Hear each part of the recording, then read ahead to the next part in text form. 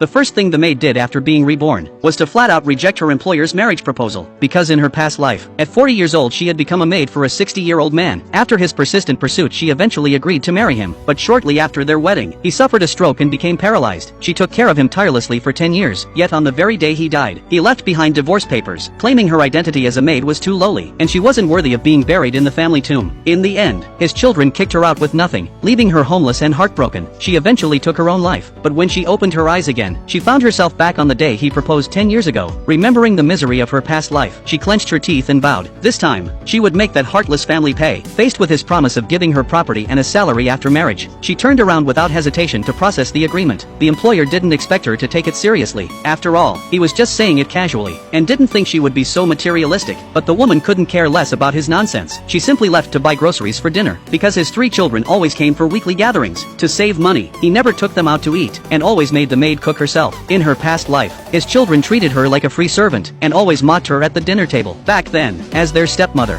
she kept all her grievances to herself, but since fate gave her another chance, she wasn't going to tolerate it again. Sure enough, as soon as they saw the dishes, his daughter immediately complained about the same food every week. The woman replied calmly, saying it was because of his high blood sugar, and reminded them she was only hired to cook for him. The daughter snapped back, saying her father treated the maid too well, and suddenly flipped out, claiming a maid should know her place. But the woman fired back, stating everyone is equal now, and if they wanted her to cook, it would cost $1,000 per meal. The daughter got furious, saying that much could hire a full-time maid for a month, but the woman replied indifferently, saying if they didn't like it, they could eat out. This shut everyone up instantly. Seeing how tense things had become, the employer had no choice but to take them out for dinner. As they left, his daughter mocked her, saying they were going to enjoy a lavish seafood feast. This reminded the woman how in her past life, they would always leave her behind, starving alone at home. After dinner, the employer returned and tossed a box of leftovers in front of her, complaining she was greedy. Soon the rest of the family came back. His daughter casually threw her some scraps, mocking that it was luxury seafood she could never afford. Seeing the woman not touch the food, the daughter got angry, and raised her hand to hit her, but the woman was prepared, and easily dodged. In the next second, the daughter slammed into a jade ornament on the bookshelf. The employer rushed in upon hearing the noise. Even though he saw clearly it was his daughter's fault, he still blamed the maid, claiming it was a $100,000 treasure, and demanded to deduct 3 years of her salary as compensation. The woman just sneered, immediately spotting it as a $10 knockoff from a street stall. She didn't bother arguing, and said she'd let the police handle it. The employer arrogantly declared she had no proof, and told her to go ahead and call. Soon, the police arrived at the scene.